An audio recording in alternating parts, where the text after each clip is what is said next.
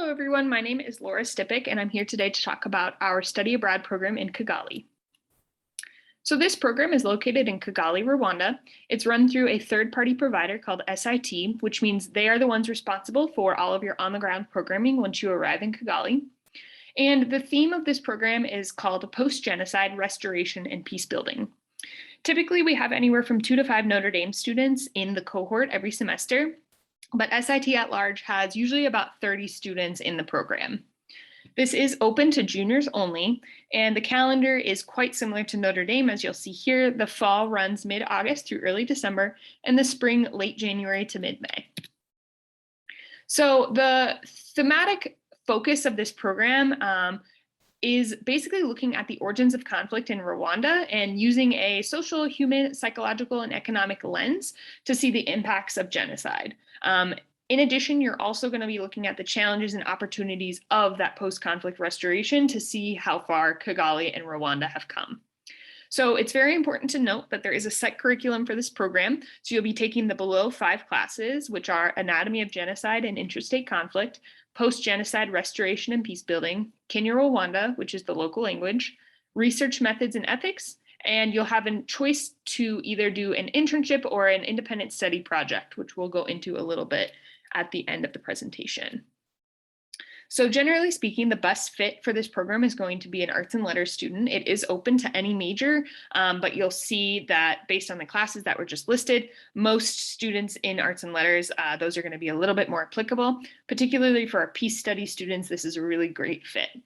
It's also important to note that it's very key to be actively and critically engaged in this program with a theme that can sometimes get a little bit heavy. It's very important that you are taking initiative to really engage with the local community and kind of process this experience. So you will be taking 15 to 16 credits. It is a set curriculum, so do be sure to check with your advisor and your college and make sure that this does work for you. As far as housing and meals go, you will be participating in a homestay in Kigali. So you will have 6 weeks total of a homestay in Kigali, and then 2 weeks in Gulu in Uganda, which is part of an excursion that's included in the program. For the last portion of the program, which is that ISP or that internship, you will be responsible for finding your own housing. They do a great job of assisting you in that and kind of helping point you in the right direction or help you find housing, but it is up to you to decide. They do that because if you don't want to stay in Kigali, you can explore different parts of Rwanda, which is a great opportunity. And a stipend is provided for that from SIT, so you are not responsible for paying for that.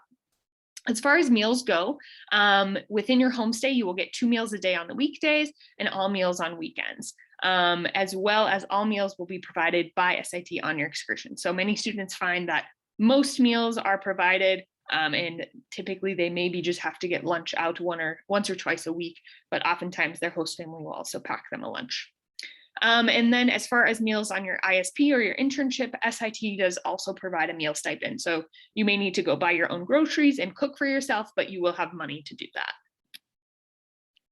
There are a lot of special opportunities available with this program. So the first is basically the field visits and excursions, which they call Rwanda Then and Now. And this often includes visits to sites like genocide memorials, museums, civil society organizations, and commissions working toward reconciliation. And again, these are all included with your program. The biggest excursion is going to be 2 weeks in Uganda, where you are visiting different NGOs, different internally displaced persons camp, and finish off with a safari drive. So it's very important to kind of think about this last portion of the program, which is either that ISP or that internship. So the program structure for SIT is a little bit different in that you do all of your coursework for those first 4 classes in the first portion of your program. And then the last about 4 weeks is focused only on this ISP or this internship. And this really allows students to take a deep dive into a subject within peace building and reconciliation that they want to focus on, and they can then do independent research on that. So basically it's very open-ended intentionally. As long as it is somehow tied to the theme, you're allowed to do your own independent research project.